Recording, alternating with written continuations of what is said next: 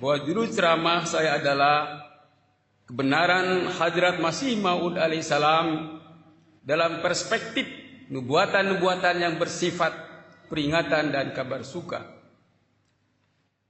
Ayat yang saya tilawatkan tadi, di dalamnya Allah Ta'ala berfirman bahwa kepada para nabi dan rasul yang datang dari Tuhan diberikan banyak kabar-kabar gaib, yang di dalamnya terdapat nubuatan-nubuatan yang bersifat kabar suka dan peringatan.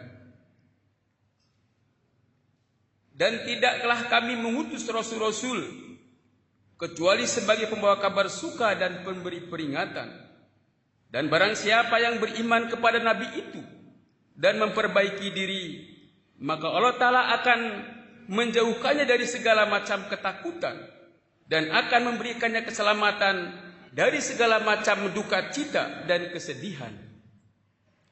Dan barang siapa yang tidak beriman kepada nabi itu, dia terjerumus ke dalam kefasikan dan kedurhakaan, maka mereka akan merasakan azabnya.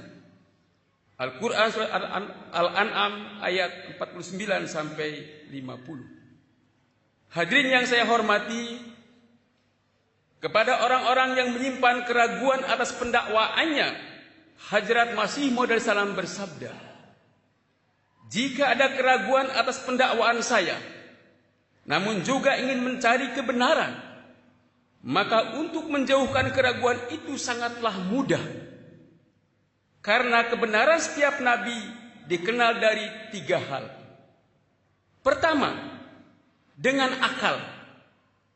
Yakni lihatlah masa ketika nabi itu datang. Apakah akal sehat memberikan kesaksian bahwa pada masa itu diperlukan kedatangannya ataukah tidak? Dan apakah kondisi manusia di masa itu menghendaki lahirnya seorang muslim ataukah tidak? Kedua, nubuatan dari nabi yang sebelumnya. Yani lihatlah apakah sebelumnya seorang nabi telah menubuatkan mengenai dirinya dan zaman kemunculannya ataukah tidak. Yang ketiga, pertolongan ilahi dan dukungan samawi. Yani lihatlah ada dukungan samawi yang menyertainya ataukah tidak. Jika dilihat dari segi akal, maka akal sehat mengeluh dan menangis bahwa saat ini umat Islam memerlukan seorang musli samawi. Kondisi internal maupun eksternal umat Islam, keduanya sangat mengerikan. Dan umat Islam seolah-olah sedang berada di tepi jurang. Jika kalian mencari nubuatan-nubuatan terdahulu, maka Nabi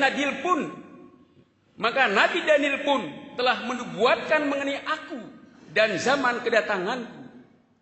Dan Hadrat Muhammad Mustafa sallallahu alaihi wasallam sendiri telah bersabda bahwa akan lahir Masih Maud dari umat ini juga.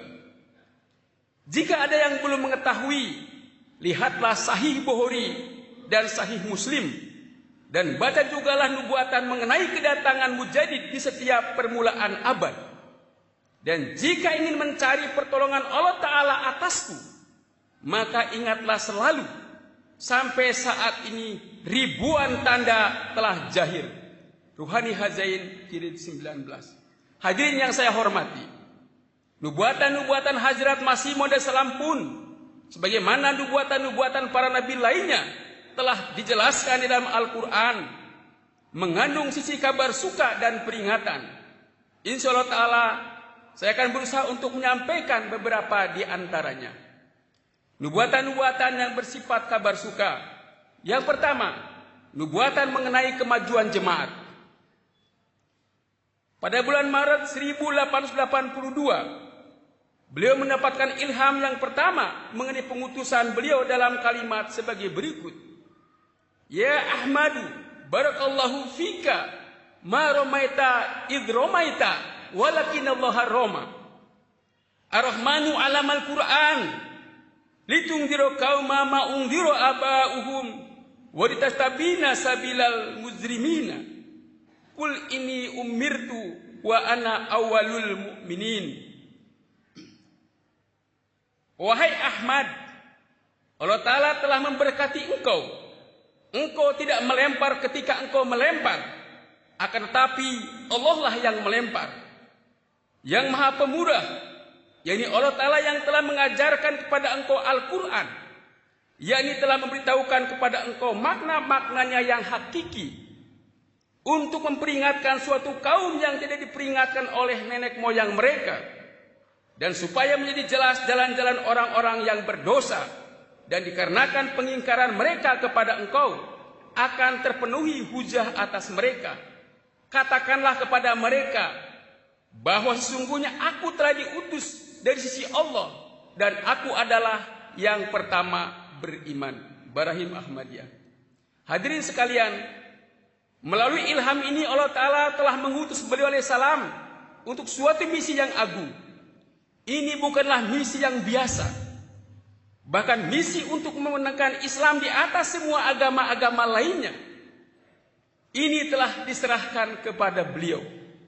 Sedangkan kondisi beliau pada saat itu dalam keadaan tidak memiliki sarana, tidak berdaya, dan dalam kesempitan. Beliau alaihissalam bersabda, ketika aku melihat diriku sendiri, aku mendapati diriku begitu tidak dikenal, dan seorang manusia biasa dari antara banyak manusia, dan bukan pula aku seorang raja, nawab atau hakim dari suatu daerah, yang dikarenakan wibawa kekuasaanku, ribuan orang akan menjadi pengikutku.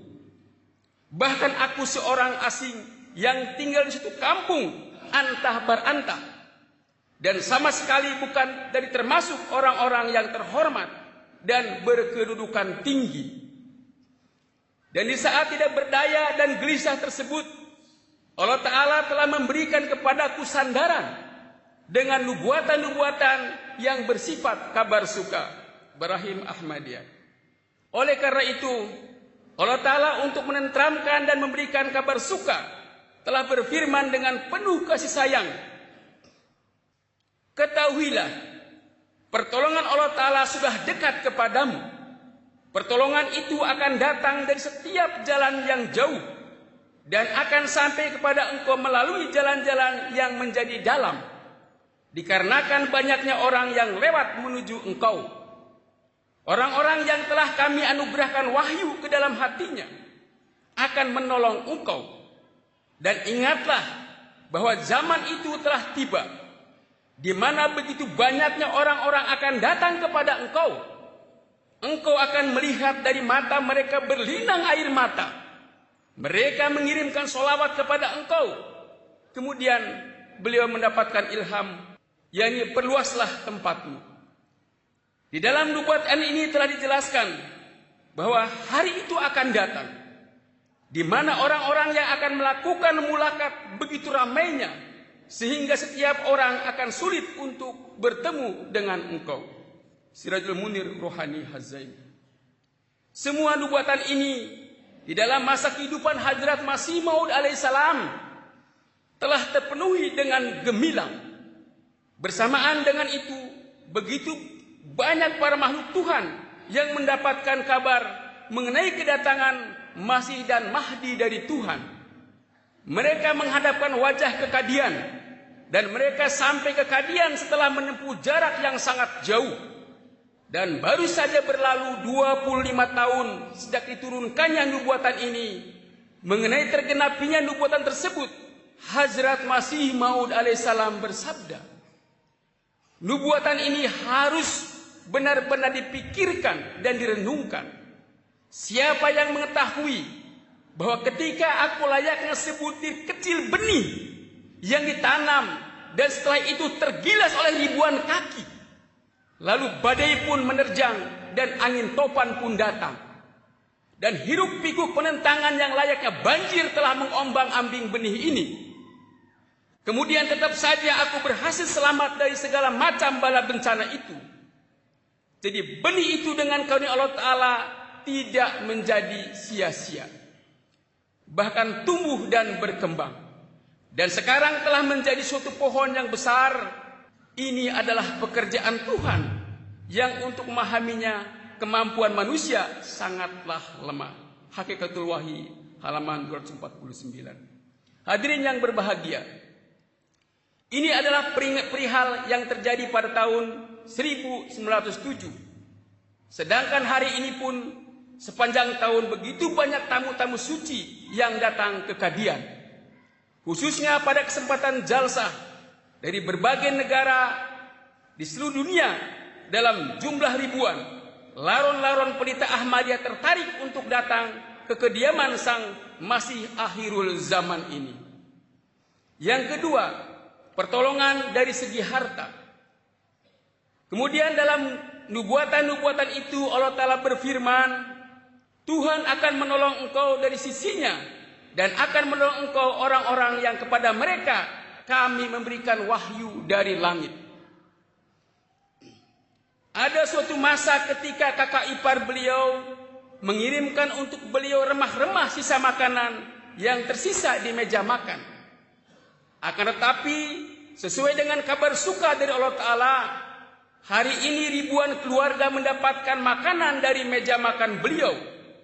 Untuk mengenang nikmat ini, beliau bersabda dalam salah satu syair bahasa Arab, Lafadatul mawaidi kana ukuli, farsiltu yawma mat'amul ahali. Yani ada suatu zaman ketika remah-remah makanan yang tersisa di taplak meja menjadi makananku. Akan tetapi hari ini kondisinya adalah begitu banyak keluarga yang makan dari meja makanku. Dalam suatu kesempatan Hajar Khalifatul Masih Salis rahmatullah alaihi bersabda, kekayaan kita bukanlah dolar Amerika ataupun Kanada atau mata uang Eropa dan fonnya Inggris. Harta kekayaan kita adalah hati yang penuh keikhlasan, yang berdetak di dalam dada yang telah dinaungi nur. Selama kita mempunyai hati yang seperti ini, dan selama dada-dada manusia yang seperti itu terus bertambah, maka tidak perlu mengkhawatirkan uang. Jika betul-betul diperlukan, maka Allah Ta'ala sendirilah yang akan melemparkannya dari langit. Khutbah Jumat 21 November 1975. Yang ketiga, pertolongan dalam penyampaian tabligh. Para hadirin yang saya hormati, sekarang saya akan menyampaikan suatu nubuatan yang dengan cemerlang terus terpenuhi dari sejak zaman Hadrat Masih Maud alaihissalam sampai sekarang ini. Allah Ta'ala memberikan kabar suka kepada Hadrat Masih Maud alaihissalam, Meteri tabliko zamin ke kenartakon saungga. Aku akan sampaikan tabligh engkau ke pelosok-pelosok dunia. Tazkirah.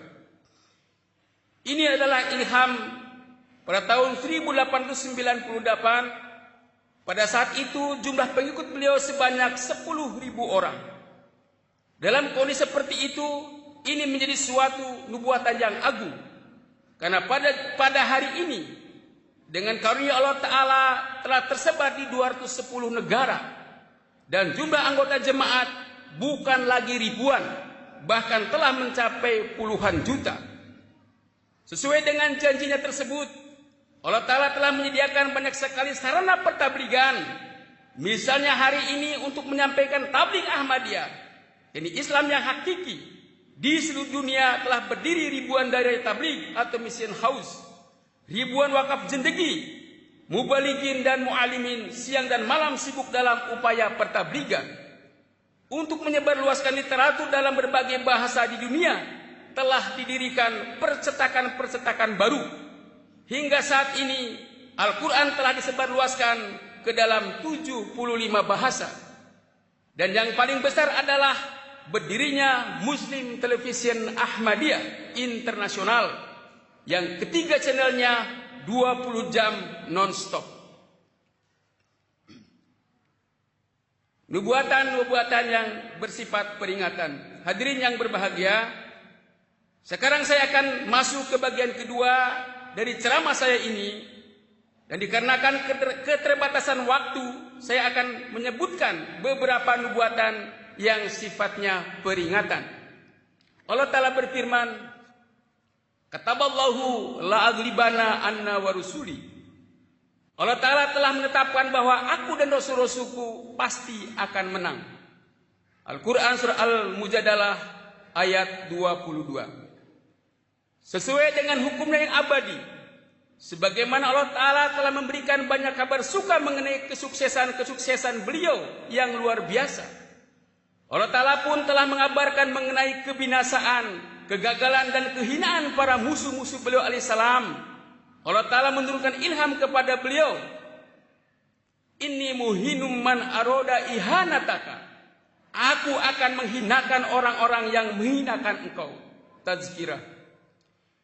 Di dalam ilham-ilham tersebut, Allah Ta'ala telah memberitahukan sebelumnya kepada Hadrat Masih Maud alaihissalam bahwa beliau dan jemaat beliau akan mendapatkan penentangan. Para penentang berupaya sekuat tenaga untuk menghancurkan misi beliau. Kepada beliau diberitahukan bahwa penentangan itu akan dilakukan baik secara perseorangan maupun secara berkelompok. Hadirin yang saya hormati, pada kesempatan ini saya akan menyampaikan secara singkat mengenai nama-nama para penentang yang menginginkan kebinasaan Hadrat Masih Maud alaihissalam. Yang pertama, Maulvi Nazir Husain Dalwi yang menyulut api fitnah kafir yang ditujukan kepada Hadrat Masih Maud alaihissalam. Maulvi Gulam Dastagir Kishwari yang meminta fatwa kafir dari Mekah. Alexander Dowie dari Amerika. Maulvi Abdul Majid Dalwi, Sa'dullah Ludiawi. Semua orang ini binasa dengan kematian yang menyakitkan sebagai akibat dari mubahalah. Demikian juga Muhyiddin, Maulvi Gulam Rasul Amritsar, Maulvi Muhammad Hussein. Mereka semua berdoa buruk melawan Hadrat Masih Maud alaihissalam. Dan sebagian besar mereka mati oleh ajab taun, hakikatul wahyu.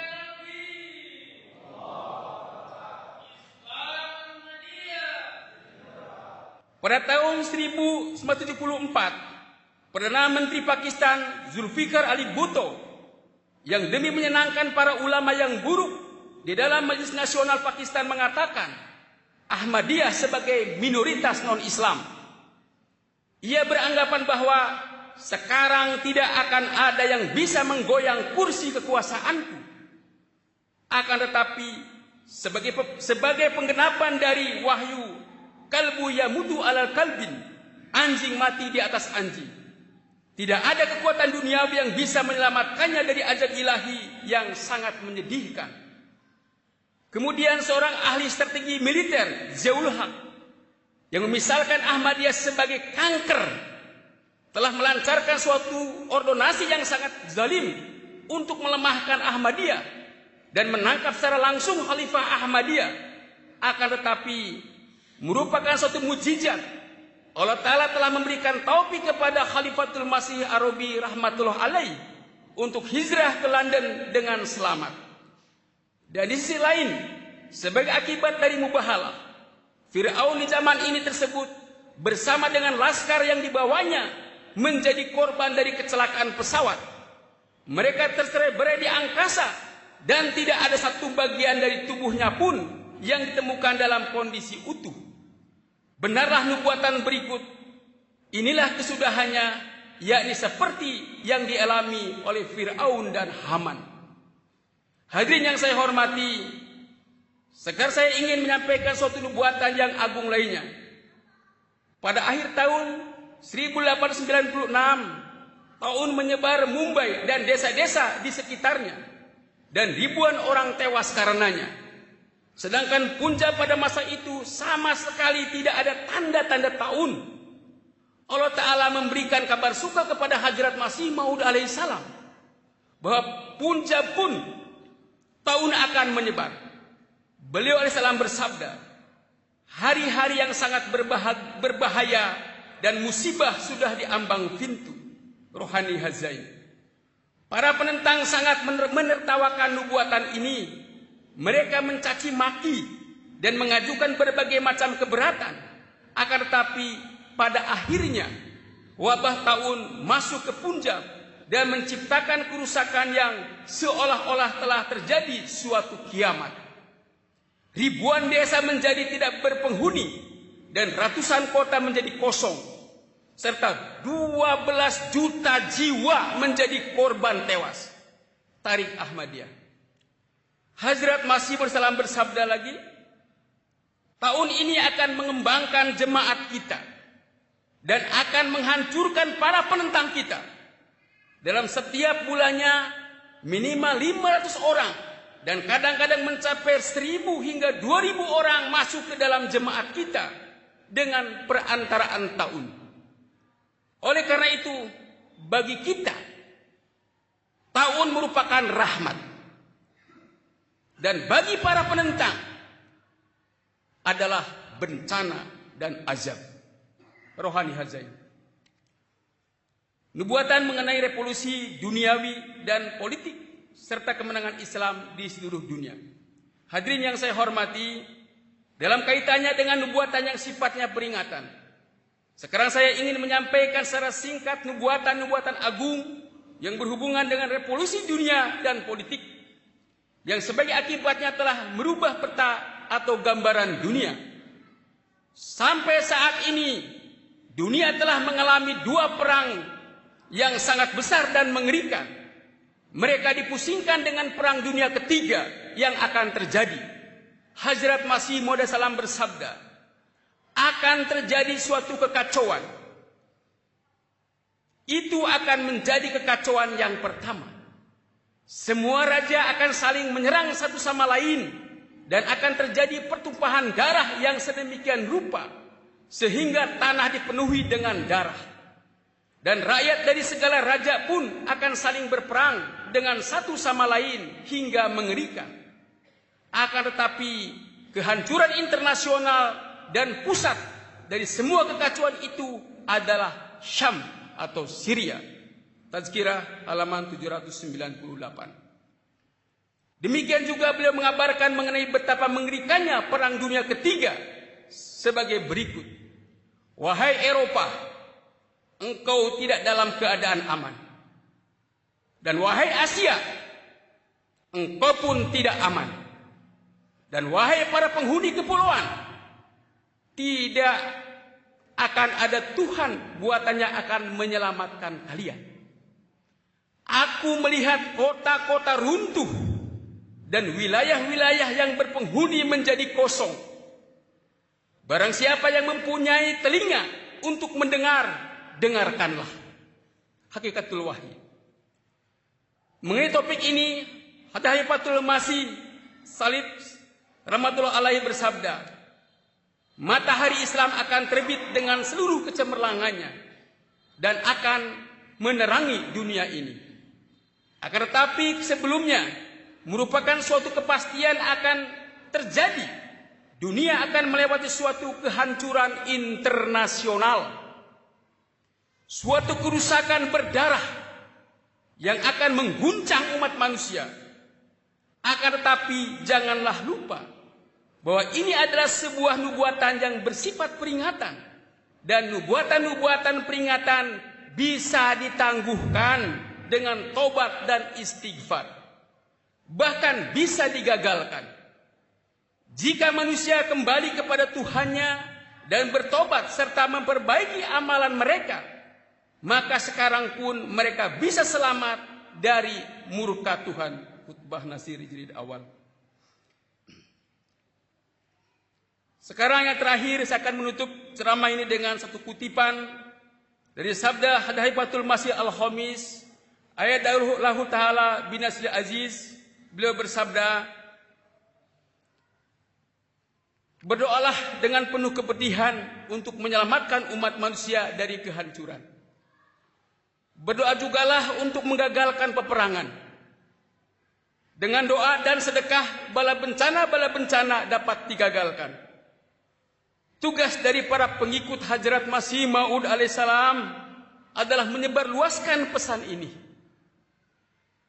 Bahwa saat ini benteng keselamatan hanya bisa didapatkan dengan menjalin ikatan dengan Hazrat Masih Maud alaihissalam. Atau hanya dalam ikatan itu. Selain itu, kita juga hendaknya berdoa untuk mereka. Berdoalah dengan berkeyakinan. Semoga doa-doa kita Mereka diberikan akal. Dan semoga Allah Ta'ala menyelamatkan mereka dari jurang kehancuran. Amin, amin, Allahumma amin. Hati yang bersih tidak membutuhkan banyak mukjizat. Satu tanda sudah cukup. Apabila di dalam hati ada rasa takut kepada Allah Subhanahu wa Ta'ala. Wa akhiru da'wana anil hamdulillahi rabbil alamin. Assalamualaikum warahmatullahi wabarakatuh.